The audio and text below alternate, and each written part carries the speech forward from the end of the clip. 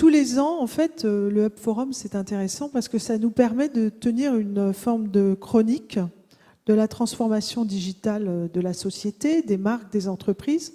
Et je pense que tous les ans, nous mesurons à la fois... Est-ce que ça marche? Oui, voilà, bonjour. Tous les ans, nous mesurons à la fois la profondeur de la révolution digitale, sa vitesse. Et c'est intéressant de s'arrêter, par exemple, au Web Forum, pour essayer de comprendre ce qui nous arrive.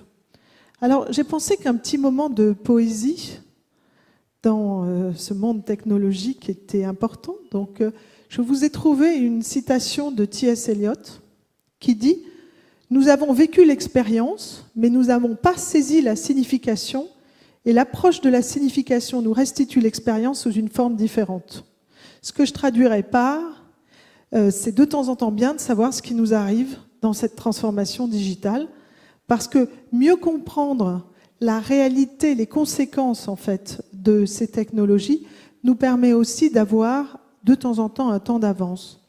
Et donc je prends donc les 5 minutes de la masterclass pour partager avec vous ce que je pense qu'il nous est arrivé, nous, cette année.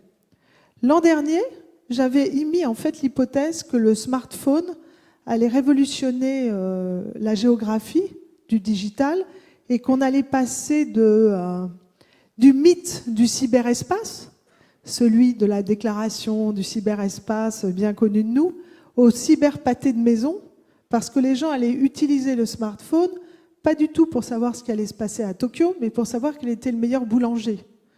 Ce que j'avais tenté d'appeler la société techno-villageoise. Et la bonne nouvelle, c'est que le phénomène s'est totalement accentué, puisque vous voyez les chiffres que j'ai demandé à Google la semaine dernière. Non seulement 51% des possesseurs de smartphones font tous les jours des recherches, mais 88% de ces possesseurs ont déjà fait des recherches locales. Donc là, je crois par exemple que cette fois-ci, on sait que Internet est là pour aussi s'occuper de notre quartier. Donc ça, c'est un peu derrière nous. C'est la géolocalisation, le mobile, etc.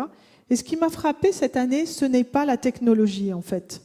Ce n'est pas la technologie, ce sont plutôt, comme beaucoup des intervenants, la question du décalage croissant en France entre ce que les organisations proposent aux citoyens, aux consommateurs, aux collaborateurs, et leurs propres pratiques à ces citoyens, ces consommateurs, ces collaborateurs. Écart qui est en train de se creuser. En fait, il y a énormément dans l'organisation de capacité à voir que, par exemple, la manière dont les DRH s'emparent des réseaux sociaux n'a rien à voir avec l'usage, la plupart du temps, par, j'allais dire, les gens, quand ils ne sont pas collaborateurs. La manière dont les investissements médias évoluent n'a pas grand-chose à voir avec la manière dont les pratiques médias évoluent. Alors, il y a plusieurs études qui vont dans ce sens. Certaines ont été citées. Moi, je prends un exemple, mais il y en a énormément. On pourrait faire une espèce de dazibao de l'écart entre la maturité des organisations et la maturité des gens. Alors, ça, je mets ça sur le dazibao. Vous avez à votre droite le taux de pénétration des nouvelles devices en France, en 72. Et c'est vrai que la France est le 2e marché en matière de pénétration. Ce qui veut dire que les Français sont extrêmement ouverts à ces usages et aiment beaucoup jouer avec. Vous vous souvenez qu'historiquement, à un moment, les Français ont été premiers mondiaux en pourcentage de leur population dans l'usage des blogs, à tel point que le New York Times avait titré comme tous les Français veulent être présidents, au moins ils ouvrent un blog. Et donc c'est pareil, ça continue. On a un gros usage des nouvelles devices. Mais, par exemple, pour prendre un lien, le poids du numérique dans les investissements publicitaires, la France est 16e. Et très souvent, on voit ça. On voit que les gens, les Français, sont parmi les 5 premiers, les 2 premiers, les 3 premiers en usage, mais que les annonceurs, les organisations sont 15e, 20e, 23e dans les organisations, les entreprises, les ministères, l'éducation, enfin, plein de choses. Voilà. Et donc, il me paraît intéressant de tenter avec vous une hypothèse sur la raison de cet écart. Et je vous propose pour cette masterclass une hypothèse. c'est que parce que nous vivons une révolution de la technologie, ou bien en tout cas qui est née dans la technologie, les organisations investissent dans la technologie et elles n'investissent pas dans les gens. Voilà, elles n'investissent pas dans le facteur humain, alors que, eh bien, en fait, pour faire cette transformation digitale, il faut aussi des gens. Et donc j'ai remarqué cette année 3 manières de sous-estimer cet investissement dans l'humain. People first. La première chose super simple, c'est de sous-estimer le nombre et la seniorité des fonctions à créer dans une organisation. Il est super facile en fait de créer un consensus en marketing, par exemple, sur le fait qu'il faut moins investir dans les grands médias. Ça, tout le monde est assez d'accord. Il y a ceux qui sont d'accord parce qu'ils ont lu les chiffres et d'autres qui pensent que ça va faire des économies. Mais il est manifestement plus difficile de créer un consensus sur les nouvelles fonctions à créer à l'intérieur de l'organisation. Que ce soit dans la gestion de données, dans le community management, dans le social, dans tout ce qu'on veut pour que dans l'organisation, il y ait des gens qui soient représentatifs de ces évolutions et pas simplement le logiciel, le serveur et autres. Voilà. Et j'ai vu quand même maintenant à quel point, chez les clients qui l'ont fait, l'implantation de fonctions digitales puissantes était un facteur de compétitivité et de croissance. Donc je pense très simplement, et j'en discute avec mes clients, qu'il faut aujourd'hui, dans les organisations, implanter des fonctions digitales puissantes avec un croisement de juniors et de seniors. Ne pas croire que parce que c'est nouveau, il faut que des moins de 30 ans. Ça, je pense que c'est exactement aussi simple que de croire parce que c'est nouveau, il ne faut pas de vieux. Et il faut vraiment des gens. Il ne faut pas juste externaliser, aller voir les agences, acheter. Il faut des gens, des vrais gens dans les organisations. La deuxième chose, c'est de sous-estimer le besoin de transversalité et de collégialité, mais sur le fond. Parce que tout le monde a compris, parce qu'on a tous lu les mêmes choses, tout le monde a compris qu'il fallait faire des workshops, que le digital rendait les organisations transversales, qu'il fallait du projet. Enfin, il y a une espèce de nouvelle rhétorique.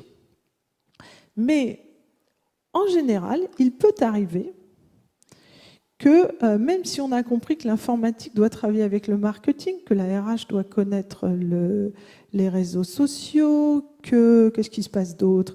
La direction générale doit admettre qu'un blogueur qui lui est totalement inconnu est presque aussi influent qu'elle. Si tout le monde a compris ça, très souvent, on n'investit pas dans la compréhension des états d'esprit des fonctions les unes avec les autres. C'est-à-dire qu'on pense qu'on va faire un workshop, on va mettre dans le workshop le marketing et l'informatique, et ça va marcher. Ça ne marche pas toujours. Et ça ne marche pas toujours pour une excellente raison, c'est qu'il y a un travail à faire, quasiment de marketing interne, sur le fait que chacun comprenne l'état d'esprit de l'autre si on est amené à plus travailler ensemble dans des organisations où on ne travaillait pas ensemble avant. Quand les organisations sont devenues internationales, il y a eu des séminaires sur le fait que quand on était français, travailler avec des Allemands, des Japonais, des Américains, des Hollandais, des Suédois, ça s'apprenait parce qu'on ne partait pas des mêmes points de vue culturels. Mon opinion, c'est qu'on devrait aussi faire ça, et souvent dans les organisations, réfléchir au marketing interne des fonctions les unes avec les autres, si on veut que cette transformation digitale réussisse à l'intérieur de l'organisation. Alors là, je vous ai amené à un petit travail qu'on a fait avec IBM et des CMO et des CIO, c'est-à-dire directeurs du marketing et des DSI, sur pourquoi c'était tellement difficile de s'entendre entre direction marketing et DSI. C'est un joli... C'est bien parce qu'en fait, ils étaient d'accord à la fin du travail sur le fait qu'ils avaient donc de bonnes raisons de rarement être d'accord, ce qui est déjà une base d'accord. Voilà. Et je pense qu'on pourrait faire la même chose avec les RH et la DSI. C'est important de se dire qu'il ne suffit pas de mettre des fonctions qui ne travaillent jamais ensemble dans une salle pour qu'elles soient d'accord au fond d'elles-mêmes pour travailler ensemble. Je vous signale particulièrement le directeur marketing pense OPEX et le CIO pense CAPEX. 3 heures de discussion. Et aussi Society First versus Technology First. Enfin bref, pour le DSI, il faut que ça marche quand même. Et pour le directeur du marketing, il faut que les gens aiment. Ben, il y a des fois où c'est très compliqué, hein, parce qu'une fois qu'on a dit ça, il y a beaucoup d'écart entre eux.